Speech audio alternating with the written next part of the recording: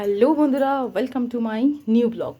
সবাইকে শুভ নববর্ষ আমার আর আমার মায়ের তরফ থেকে। তো আজকে চলো দেখে নিই যে আজকে মা নববর্ষতে স্পেশাল কী লাঞ্চ করেছে। তো মা, তুমি আজকে কী রান্না করেছো?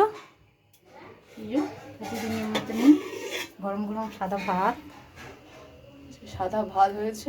আজকে দু ধরনের রাইস হয়েছে, তো সাদা ভাত একটা দেখাচ্ছি। তো আগে ভাজাভুজিটা দেখিয়ে দিই যে কী ভাজাভুজি হয়েছে। তেমন ভাজাভুজি না, ওই শুধু ওই কলমি শাকের ভাজা হয়েছে। কলমি শাকের ভাজা হয়েছে এই, ঠিক আছে।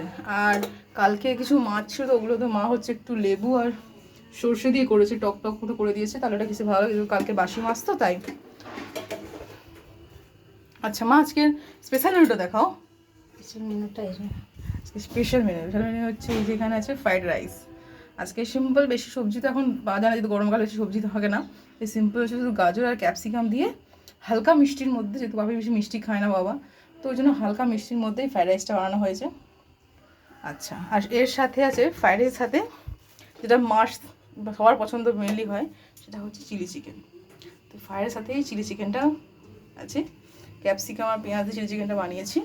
আর এই চিলি চিকেন বানাতে কিছু পাকোড়া হয়েছিল, পাকোড়াগুলো এখানে রাখা আছে, কারণ দাদা প্রচুর পছন্দ করে চিলি চিকেন পাকোড়াগুলো, ওই জন্য ওর জন্য কিছু রাখা আছে এখানে। আর এটা বাকিটা এখানে দেওয়া আছে। এটা যে মেটাটা, আর এই মাংসের মেটাটাকে একটু আমি মশলা দিয়ে কষে দিয়েছি আর কি, ওটা চিলি চিকেনে দিইনি, ওটা এমনি রেখে দিয়েছি।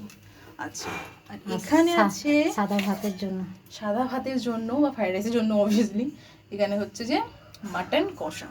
কষা নয়, বাঙালিদের হচ্ছে যে খাসি মাংসের ঝোল যেটা হয় আর আলু দিয়ে খাসি মাংসের পাতলা ঝোল। তো এটা হচ্ছে আজকে, তো এই হচ্ছে আজকের মেনু।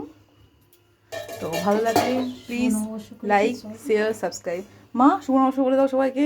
সবাইকে শুভ নববর্ষ আমার তরফ থেকে। নতুন বছরে নতুন দিনে সবাই সুস্থ থাকো, ভালো থাকো, আর সবার ভীষণ ভালো কাটুক এই বছরটা। সবার ভালো, সবাই খুব এনজয় করো।